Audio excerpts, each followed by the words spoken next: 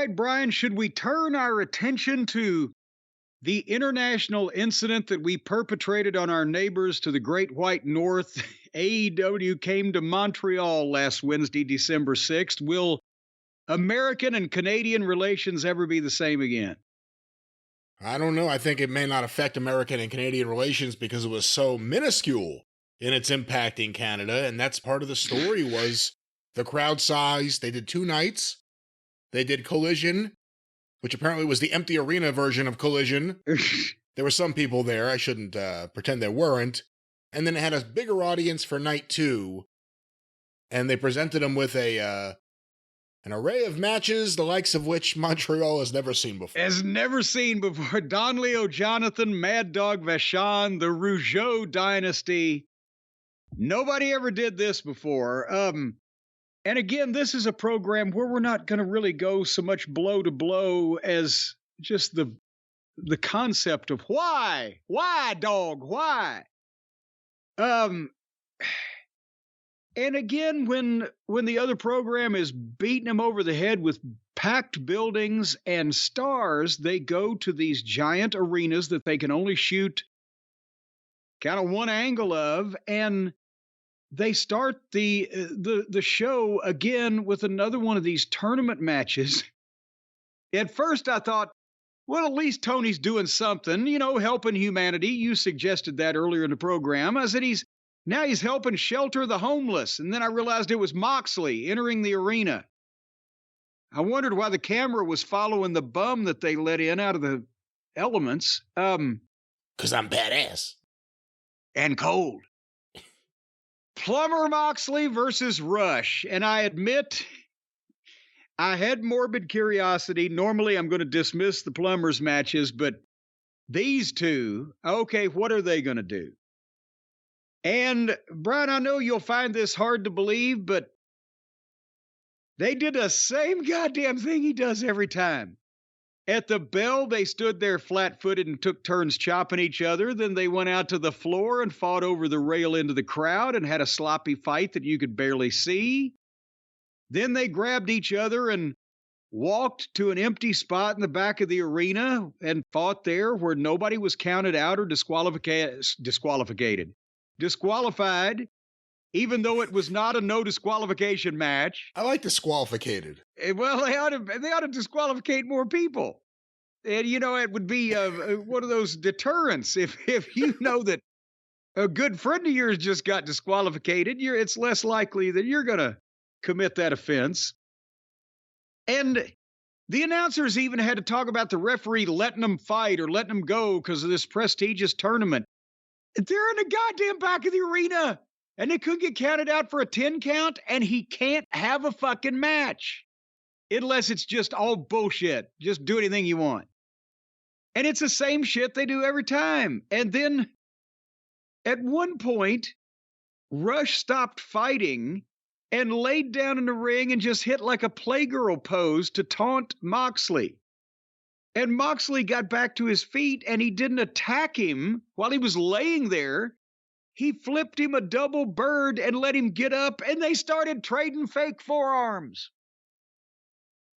And who's the babyface? Who's the heel? You can't tell by the way they work because they're just doing shit. And they go to the floor again at the break, and they came back. I swear to God, Moxley tried some kind of do-si-do, you duck this and I'll duck that, and then Moxley was going to DDT him. He lost his fucking head on the DDT and just... Way to go. He grabbed just on the back, he grabbed his arm and like a fucking elbow or something and just jerked him down. And their Rush tweaked his right knee or ankle or something because he was jerked down in a heap. And then Rush went for a pile driver, a trapped arm pile driver, where he ties Moxley's arms around his own chest and he's holding them and he's got Moxley's head between his legs. He's going to pick him up for this goddamn pile driver. And remember, this is the same moron that got concussed and then had the guy hit him with 2 different pile drivers to beat him here about 6 weeks ago. So Moxley says, fuck you. He kicked his legs out and sandbagged him. And he just fell on his fucking, hands and knees.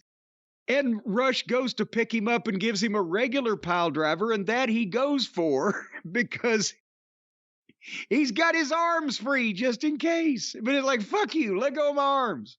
He did a face flop. Yes.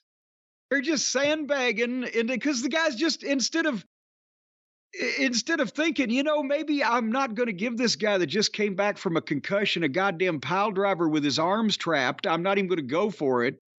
Instead, he tried to and ended up looking like a doofus when the other guy has to fucking sandbag him. So then they did the other thing where they stood there and take turns allowing the other to throw forearms forever and ever. And then Moxley hit the shitty double arm DDT finish and got a 2 count on his finish. So Moxley just turned around and grabbed a choke. And Rush didn't tap. Moxley choked him out, quotation marks. And the referee called it. And I put my watch. My watch has a second hand. I put my watch on it. After he had been hit with the double arm DDT finish that Moxley uses and kicked out at 2 and then choked out to the point where the referee called it. How many seconds do you think it took Rush to get back on his feet and argue with the referee while the winner was still down selling? 10 seconds. 7 seconds.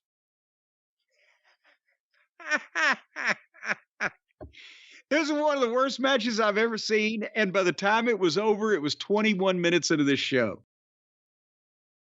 Like you, I was intrigued by what it could be because it's the battle of the two guys who don't sell for anyone. And the first, 10 minutes of the match went exactly the way I thought it would. And then it was just more of what I thought it would be. And again, if you're into the personality of Moxley and Rush's stylings of a match, I'm sure you may have liked it, but stylings. I don't know if you're into Moxley's personality, you need to do what Keith Richards did and have your blood transfused in Switzerland. And what now?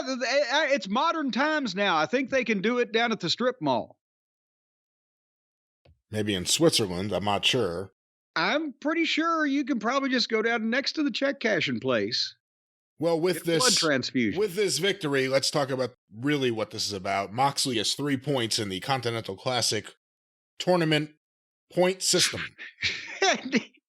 And now you're the Japanese expert more than me on the tournaments of days gone by and especially through the 90s. Konnichiwa. They kind of had it to where there were 4 or 5 guys that were in the running and several till the end, right? Where anybody could win down to the last match or two because of the point standing. They've already mathematically eliminated a number of people because some people now have 6 or 9 points and other people have 0. Is this what I'm seeing? Then how the fuck is this going to come down to in any way exciting? Well, that's the question. We'll see how an American audience reacts to it. But in Japan, I think at times there were more people in the tournaments. And also, again, it's a different point system. I think there were more matches. It's a different way the fans there follow wrestling. The mainstream fan there, in a lot of ways, followed wrestling more like the sheet fan here in the States because it was all reading based.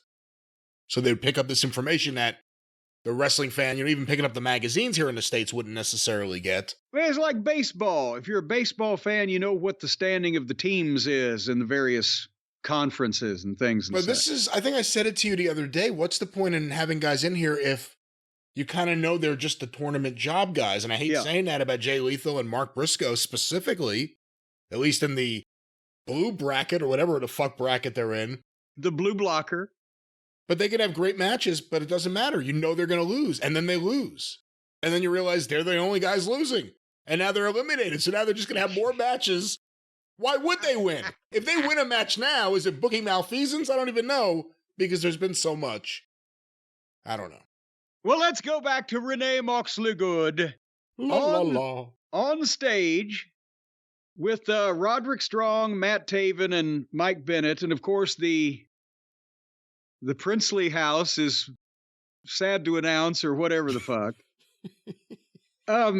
We had a horrible, never-ending match, and now we've got goofy comedy with Roddy in the wheelchair and the neck brace, and he's screaming everybody's first name. And you can hear the people rumbling, the rabble being roused because nobody cares about this. Nobody cared about the promo, the people involved. They've ruined Taven and Bennett. Roddy's a clown now for whatever reason. And this is another one of those promos where if Roddy thought of it, it sounds good to him, but he couldn't convey it. And if they told it to him, he didn't get it because he couldn't convey it. And he's not going to be limited by the wheelchair anymore. And he stood up out of the chair and threw it off the ramp. The chair has held him back for too long. I mean, what the fuck is this? He was in the chair on purpose to begin with, and everybody knows it. Nobody understands this or believes it, or more importantly, cares. What the fuck? It's gone completely off the deep end. And it was created as a thing to be in between MJF and Adam Cole, where one guy may not wrestle till next fucking fall, and the other guy is still and needs to be the world heavyweight champion. It doesn't have time for this tomfoolery and chicanery.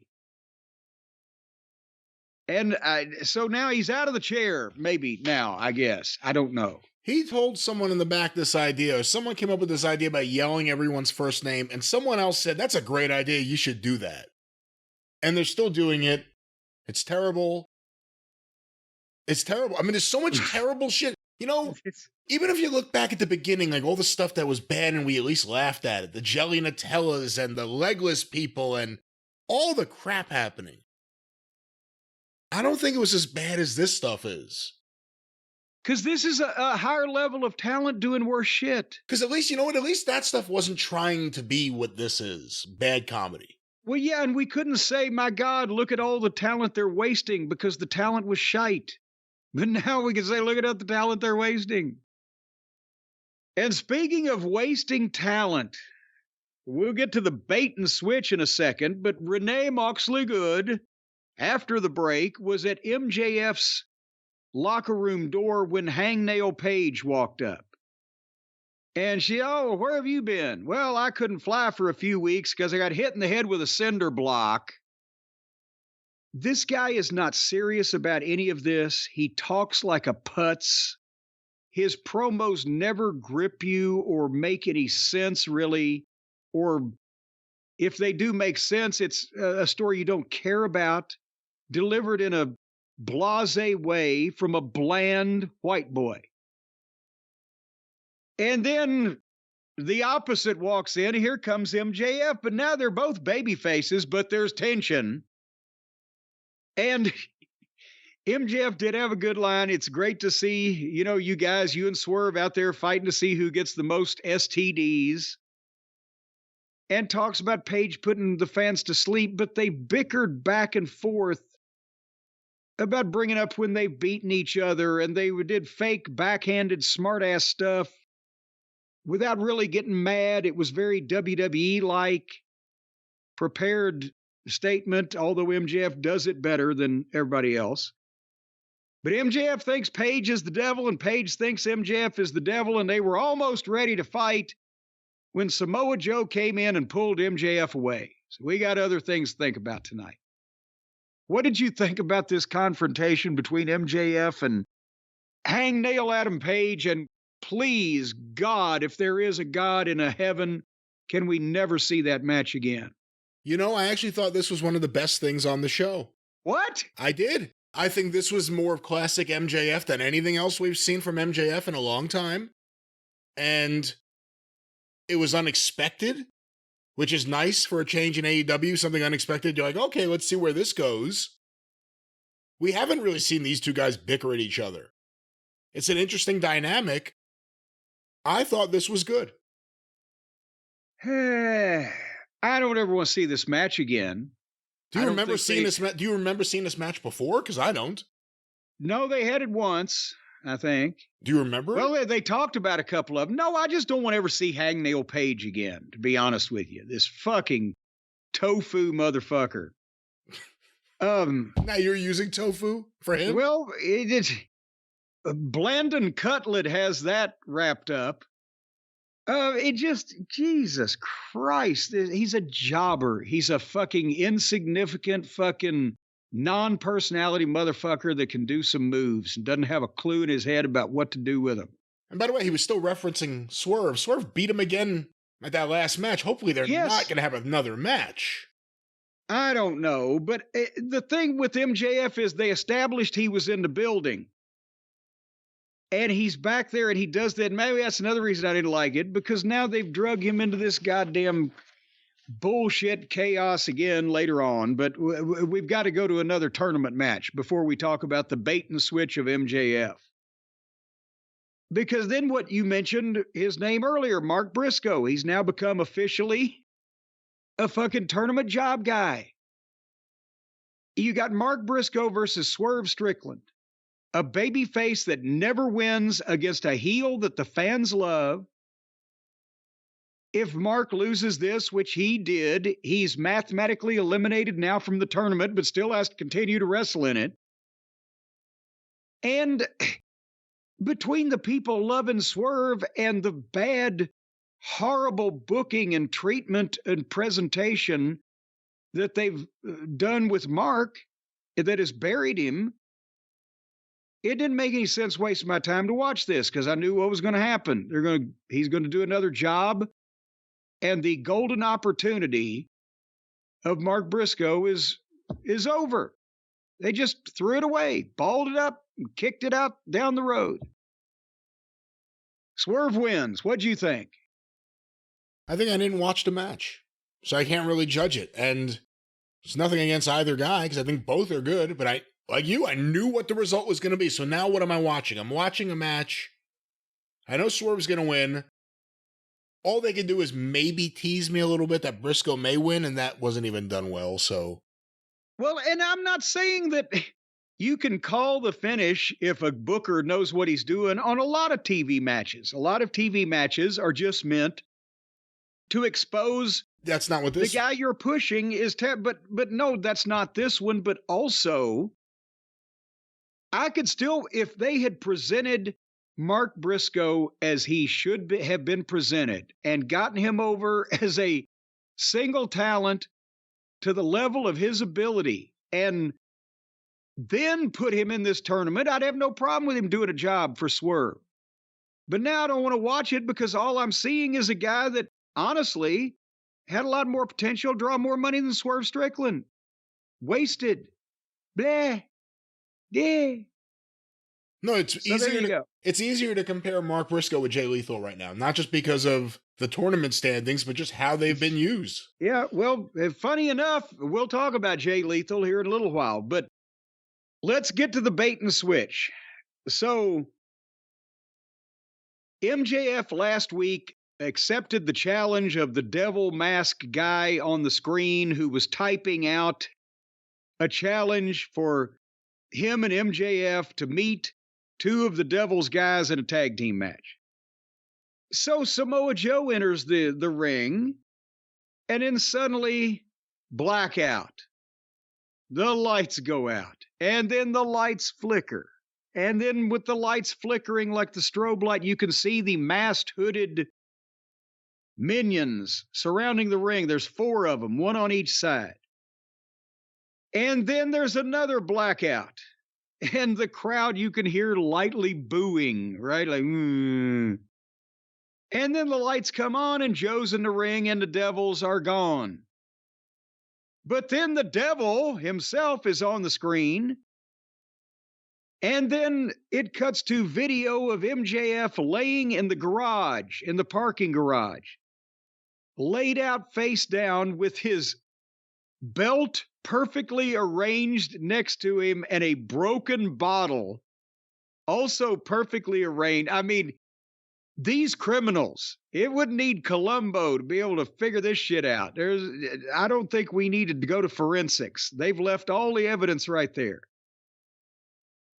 And the crowd starts booing, and it's not a good boo. It's like, oh no, what the fuck? They want to see MJF. He didn't go out in the building. Those people bought tickets to see a goddamn, and they were told that they would see him wrestling on last week's television. They, okay, well, we'll get to see this. He didn't even go out in the fucking building. And they go to the break. And we get no match. And again, it looks phony as fuck. And they know, the fans know that Tony's idiotic booking prevented them from seeing MJF in person in the ring doing any goddamn thing. Am I wrong about this? Again, AEW has done a few bait and switches lately. They teased one with the pay-per-view when MJF got hurt and he had to come back. I don't think this is the kind of thing these fans want. I mean, beyond the bait and switch, the lights going out and the mysterious bodysuit men at ringside, and then the lights going again and the devil on the screen. This is getting groans. And the more the lights go out on this show, the less anyone wants to see it again. Now, the House of Black do it. These guys do it. It's too much. And, you know, again, the payoff of the devil really better be something. Otherwise, this all looks even worse. Who's stuck in the past more? Someone who wants younger, newer talent to follow the traditions and the philosophies of the past, or someone who just books endless repetitions and rehashes and homages to angles that happened during a 5 to 7 year period when they were watching TV as teenagers and booking for the other two members of their fantasy wrestling federation? Just a question. So the plumber was in the back doing another rambling exhibition of what CTE can do for you when Swerve came in and told him off and nothing happened. They had to get that in. And that brought us to the 9 o'clock hour. Brian, again, we say so many, the 9 o'clock hour, put some names out there, get something big for the people changing over from a previous show or whatever. We've talked about that concept and how it's done in the WWE, and we keep track of it in the ratings and everything. Apparently, they think, or they thought, that the best they could do in this show for the 9 o'clock hour was a pre-tape with Ben Mankiewicz. I love Turner Classic Movies, and I love Ben Mankiewicz, and I love to watch that station. But if I'm watching the goddamn Major League Baseball game, do I want to, if I tune in, do I want to see Ben Mankiewicz do a pre-tape from the TCM, fucking living room for a minute and a half? You may want to see that more than you want to see the Toni Storm match. Well, now you may have something there. But he did a TCM-style introduction of Toni Storm and, of course, pitched it playing the part of the AEW Women's World Champion, timeless Toni Storm. And that kind of encapsulates everybody almost on the AEW roster. They are playing the part of someone. They are not those people. And then we go to Toni Storm versus Sky Blue at the 9 o'clock hour. And, whoo boy, I asked you to watch this match. Well, I zoned out on the match because my God. Specifically, I asked you to watch the pin. Well, the pin I will get to, but it's just it's the same 4 or 5 girls now, and poor Toni, she had something there, and they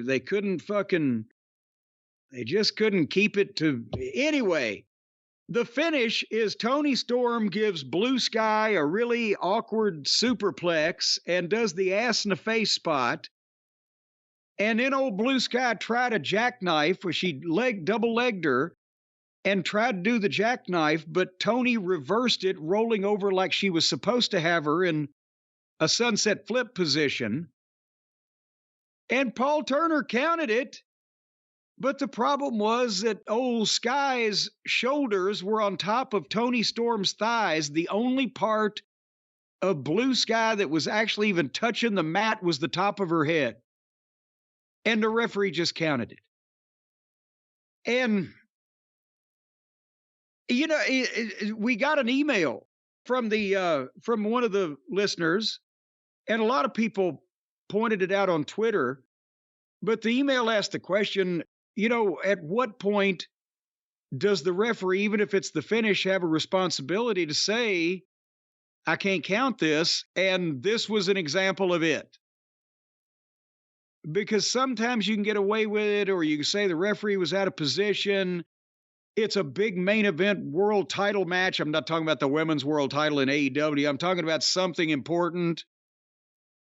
And, you know, you can get by with it. But I've seen, and we've all seen in some cases, not in AEW, of course, but in actual wrestling, you know, somebody go for a cover and the referee say, you're under the ropes, I'm not going to count it. Or, no, the shoulder ain't down, I'm not going to count it. That happens from time to time, enough where we've all seen it.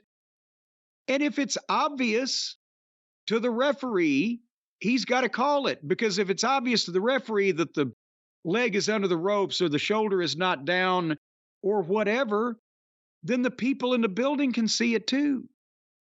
And that's where the referee has to say, I can't count that. Give me something else. What the fuck? And he should never get any heat for that. But speaking of heat, as soon as the match is over and Toni Storm is celebrating, now, Brian, you've got to admit, and I've even got to admit, that they had something, and they've still got something with Toni Storm.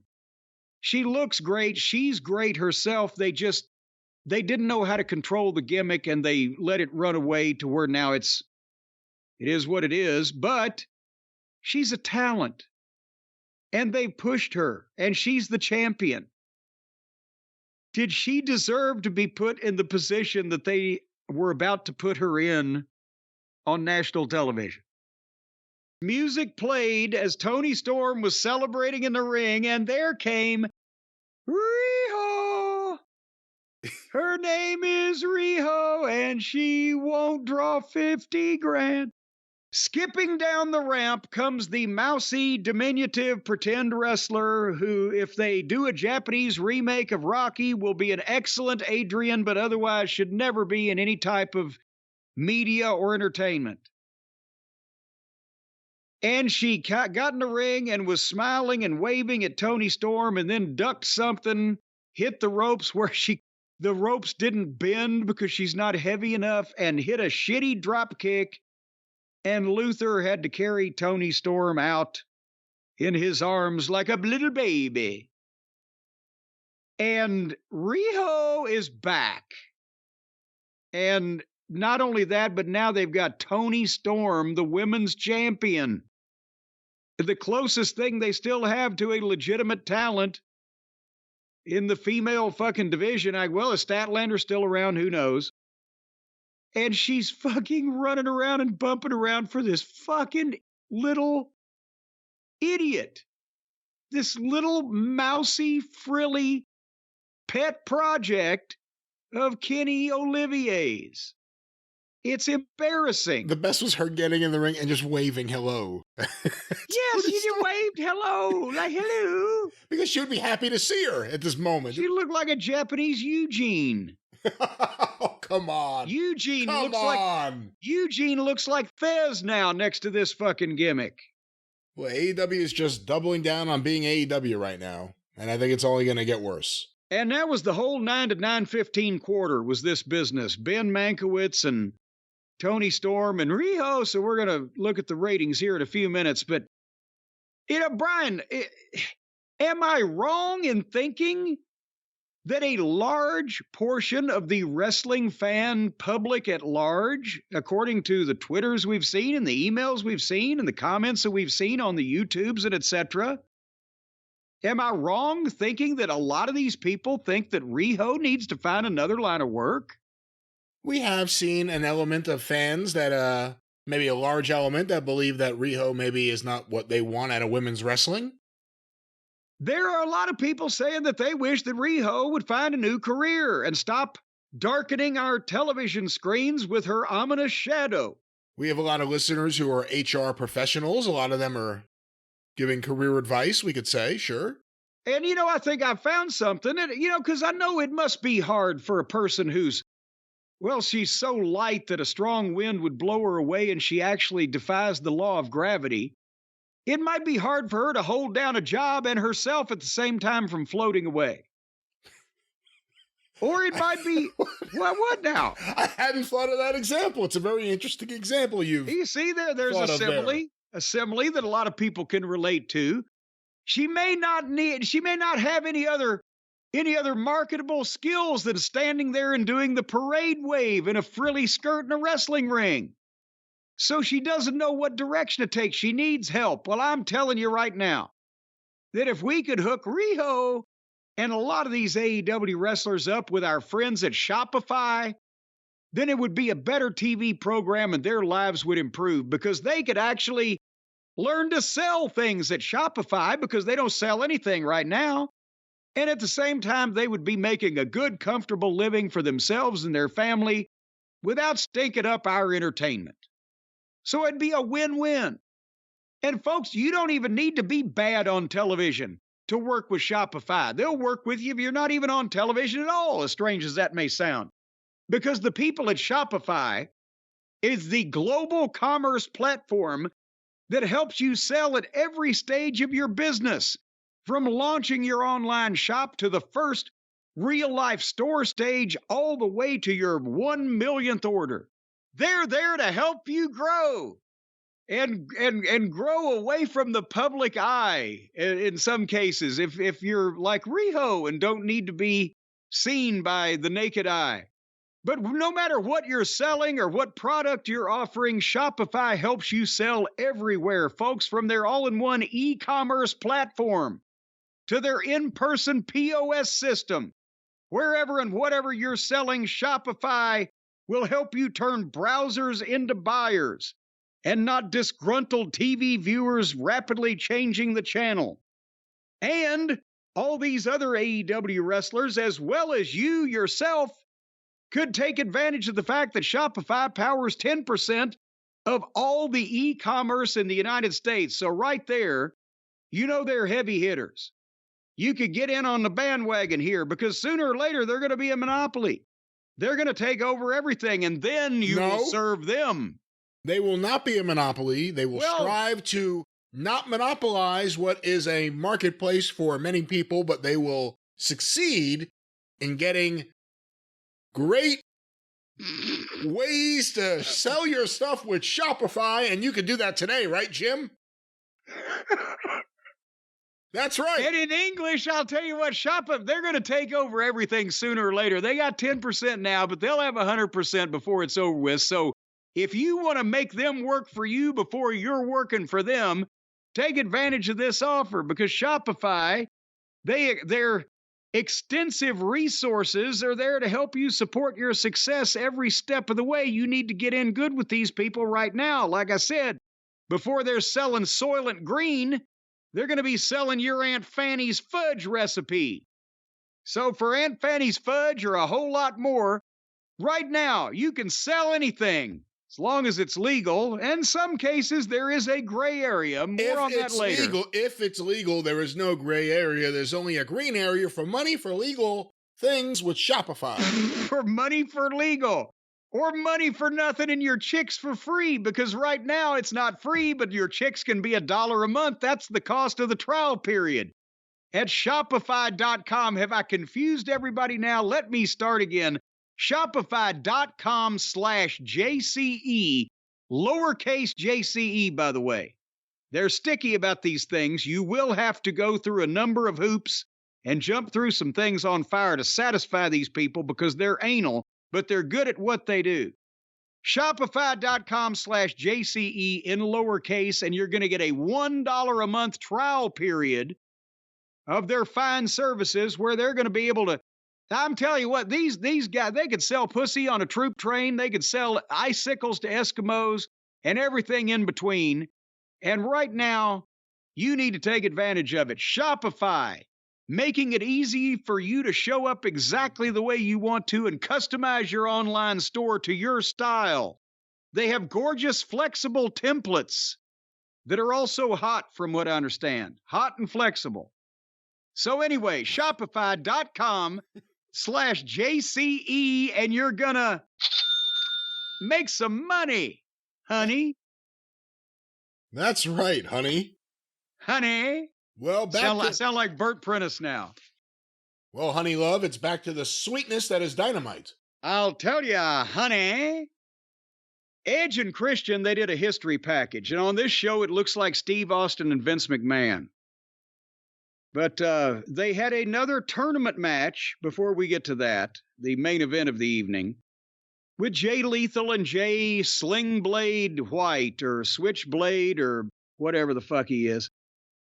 And just rewind it. All the comments about Mark Brisco and Swerve, the same thing here. Two heels, one never wins, even though he's the superior talent. Again, we've seen Jay White now. Seen enough. Jay Lethal's a better worker. He's a better talker. He's got more experience. And if you want to go back to this, he's a bigger name because he was on television, on TNA, on Spike, when they had 3 times the viewers that Collision has, which is the only thing we ever see him on, except when he comes over here to do a job. And it had twice the fucking number of viewers that goddamn Dynamite has. So Jay Lethal in every category, except to the modern day Japanese wrestling fan, is more known and more equipped and more qualified than Jay White, so he does the job here for Jay White because Jay White's over in Japan, and that's the only thing that matters to Toni. Did I miss anything in this match? When this match came on, I asked myself, does anyone want to see this? Would anyone want this on their main show? Would anyone sit down and watch it? And we'll talk about the ratings in a little bit. All righty. Well, what theoretically, as I swallow my Sprite Zero, that they did want to see was Edge against Christian.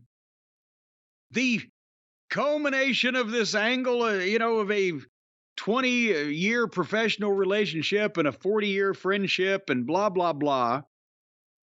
And they came back, and by the way, got the entrances, got the guys in the ring, and had 16 minutes left in the show when the bell rang. That's going to be important. And again, we're not going to blow by blow this match, but it was refreshing because it's 2 pros. You got a clear heel, a clear baby face, 2 guys that know how to have a match that's not stupid, not dangerous, and doesn't bury everybody involved in it. The shit looked good. It made sense. They took their time because the people were with it. There was no reason to run off and leave them. And it was a level of professionalism that you don't normally see on this program. And, they did enough of the grudge match stuff where Edge bounced Christian's head off the desk, but they didn't stay out there for 3 days. And then they'd go back to the floor and fight a little bit. And the momentum changed a time or 2. Then they started going to the false finishes.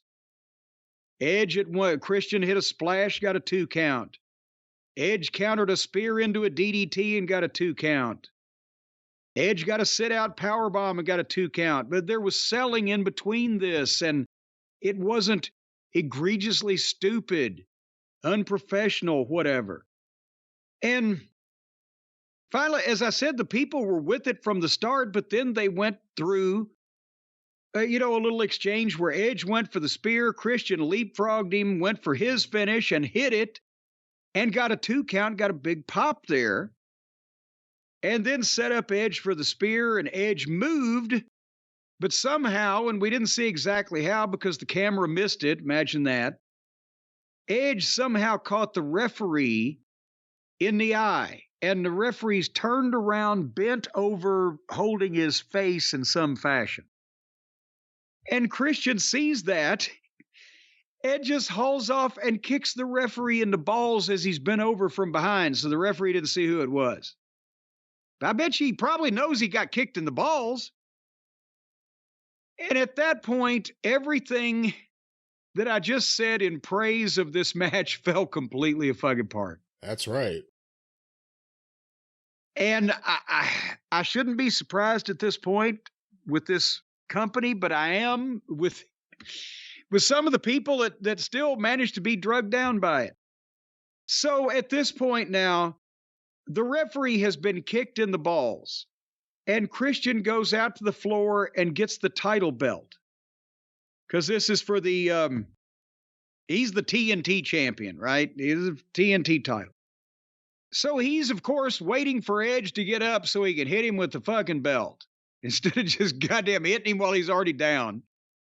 Edge gets up, Christian swings, Edge ducks it.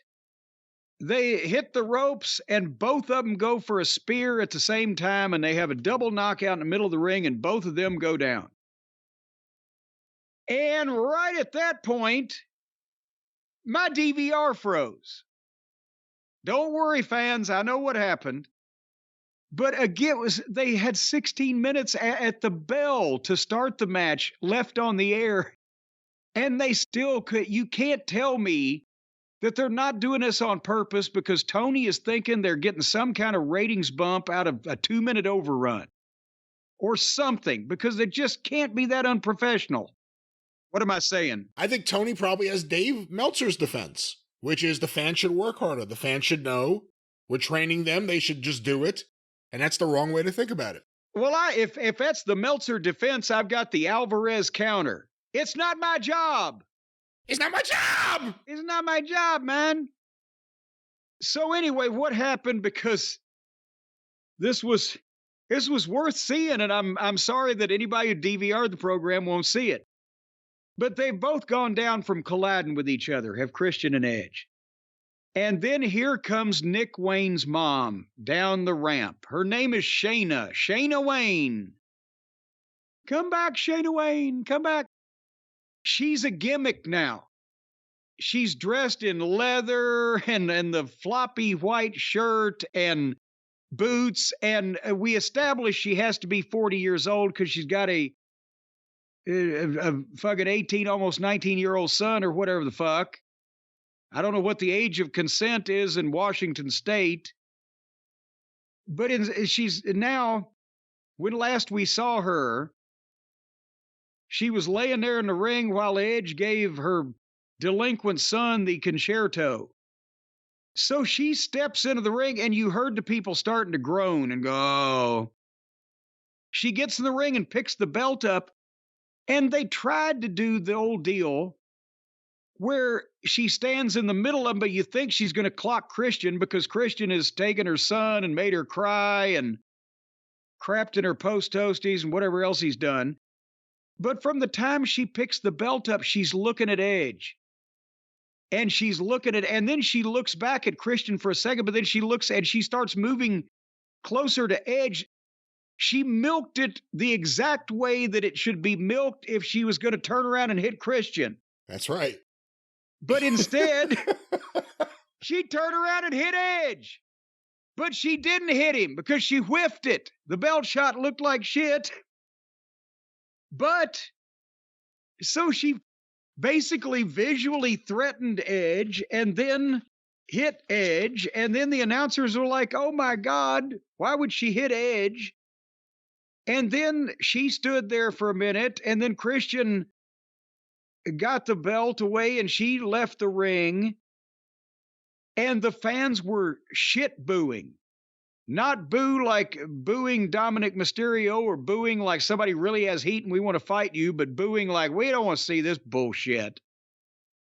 And then the referee was still motionless from a kick. I've been kicked in the balls. Your eyes still work and you're not unconscious. You are miserable and you got other things on your mind, but you would be aware of it if a car was about to run you over and you could move. Right? Brian, you've experienced this. Right. Am I lying? No. My kids kicked me in the balls the other day accidentally. Well, there you go. Well, see, it's most of the time it's your immediate family and especially children that will kick you in the balls. That's why I didn't have any. But the referee's still laying there motionless. So then Christian picks Edge up from the belt shot by Nick Wayne's mom, hits his finish on him, then puts the belt under Edge's head and stomps on his bad neck, and then removes the belt and turns him over and covers him, and then the referee dives in to make the count in like 2 seconds after the cover was made. From 0 to hero in 2 seconds. This was a well-crafted, quality professional wrestling grudge match between two experienced professionals that as soon as they had the double knockout and the amateur mother and the goddamn goofy referee and the amateur shit booker that called this finish and whoever produced this that they didn't listen to, it all shit the bed. And it was the worst 3-minute end to a decent match I've ever seen in my life. Your thoughts? I thought the match was okay, and the finish killed whatever was there. And it was so bad. The building knew it was bad as soon as it started. As soon as you saw her coming down the ramp, you knew, like, oh no. A bad finish makes this whole thing suck. And the whole thing sucked. And now we got this. Is this what we wanted with Christian? It started, it was okay. Now it's Christian and Nick Wayne and Nick Wayne's mom and Luchasaurus. You know, now we does she have to do the promo now where she explains why she turned? Now we get that? Because I always wanted to be on TV and dress like I'm 15 years younger than I really am and act like a drama school dropout. Is she going to be bumping for Beth Phoenix? Like, what are they going to do with her? I guarantee, I know Beth Phoenix. She'll be bumping whether she wants to or not if Beth wants her to bump. Or I shouldn't call her that. She probably can't use Beth Phoenix. Elizabeth Orion. No, wait a minute. She might be able to use Beth Phoenix. She may have been Beth Phoenix before she was Beth Phoenix in OVW. So she may have been Beth Phoenix before WWE. By God. But this was awful. I'll sign a document for her. Anyway, yeah, this very, very not good, very extensively bad. So what were the extensively bad ratings for the Dynamite of December the 6th, a famous man's birthday who will soon be a national holiday? AEW Dynamite for December 6, 2023 on TBS from 8 to 10:02 p.m. 2 minutes. They just 2 minutes and they could have got it in. Did 823,000 viewers on average. Okay. It's literally the same people, 823, 835, 852. This is who they can't run off at this point? I think that would be maybe a way to look at it. AEW can't run these people off, but this is going to be an interesting episode. they can run them off through the course of the show, but they will still come back next week to give them another chance. If there was ever an episode to run people off, this may have been one of them. The show opened, and these were compiled by WrestleNomics. 8 to 8:15 p.m., quarter one, Jon Moxley versus Rush, with picture-in-picture ads. 983,000 viewers. Wow. Okay, they're going to lose a lot of people on this program. Well, we shall see. Quarter two, 8:15 to 8:30 p.m., the continuation of Moxley versus Rush. The match that would not end. Followed by the promo that would not end, Roddy Strong and the Kingdom's ramp promo, and an ad break.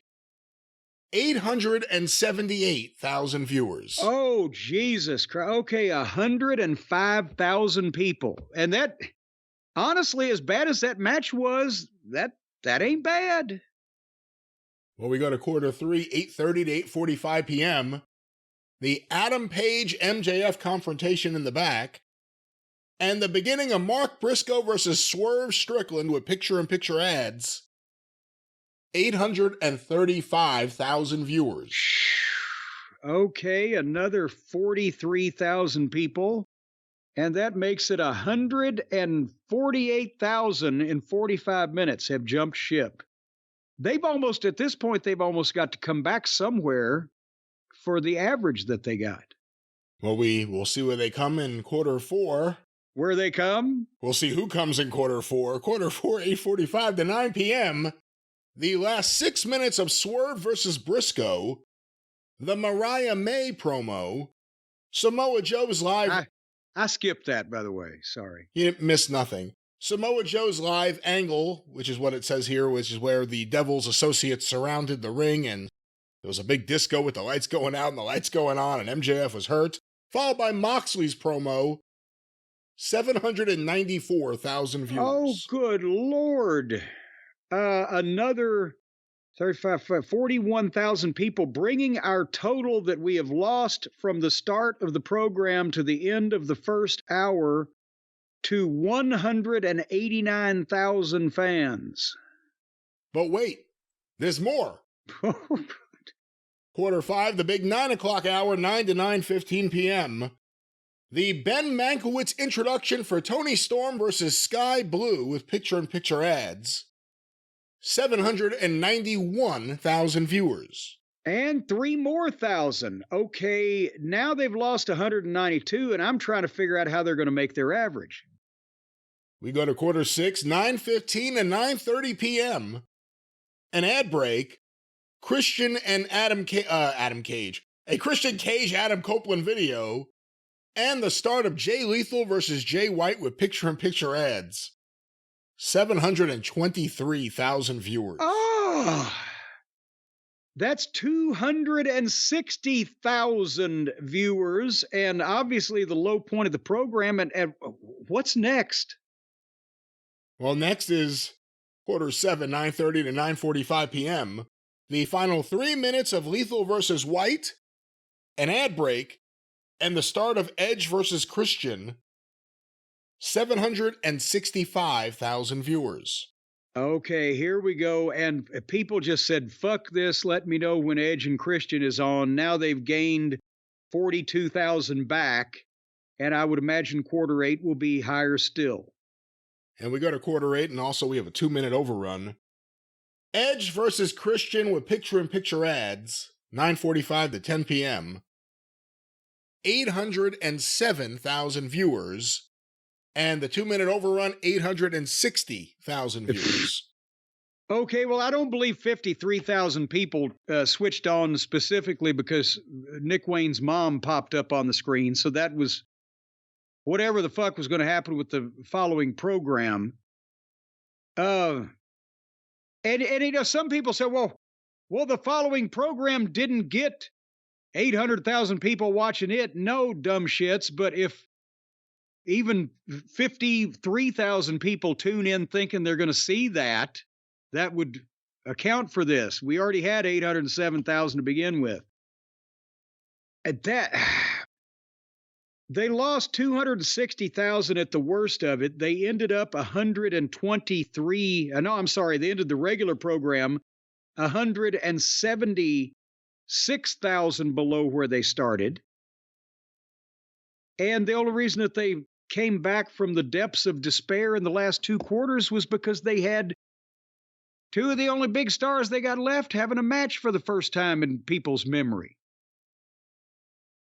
And imagine if they just held an audience throughout the show. I mean, that's the thing they can't do. You start the show with some optimism. What's it going to be this week? You give the first match a little bit of a chance. What's it going to be? What else is on this show? When you quickly start realizing what it is, again, unless you're like a super hardcore fan, who wants to see Jay White versus Jay Lethal? Right now, no one. Not for 20 fucking minutes or whatever it's going to be in all these tournament matches. But and that's another thing with the time management. Edge and Christian wasn't a tournament match, and they had plenty of time. They could have done that 2 minutes earlier. Tony's thinking that he's getting credit, I guess, for this fucking overrun. He's artificially inflating his fucking number at the expense of people who miss the angle. And it's not that it won't look like a real sport if it doesn't, if it suddenly goes off the air right at the right time. If you'll recall, there's been many times on Raw, which was a live program, or when SmackDown became live, that the finish and the angle would happen 5 or 6 minutes beforehand, because before the end of the show, because Vince always wanted time for the react, to get the reaction of the person who was wronged and the person who got away with it, and to replay the treacherous incident, and for the announcers to talk about what this means in the overall scheme of things. And then you're going to see a shot of the doctor at ringside if necessary. And then, folks, we're out of time. We direct you to next week to tune in and see what's going to happen. That makes it more important and reinforces what you've just done in people's minds. So you could end a little early and do that on an angle. But don't run your angles over to where either the DVR crowd isn't going to see them or whatever the fuck, just because you're getting an artificial bump in a ratings loophole. And that's the only reason this could be. The problem is the person who from day one bragged about being the one to write the TV is the one writing the TV, and right now he's doing worse than he ever has before. And even the best bookers would have burned out by now, probably, or at least needed a extended timeout. And if they owned the company, it would have been easy to do that. Yeah, but he's burnt out and didn't have good shit to begin with, and now it's shit he's done before, and or his worst instincts.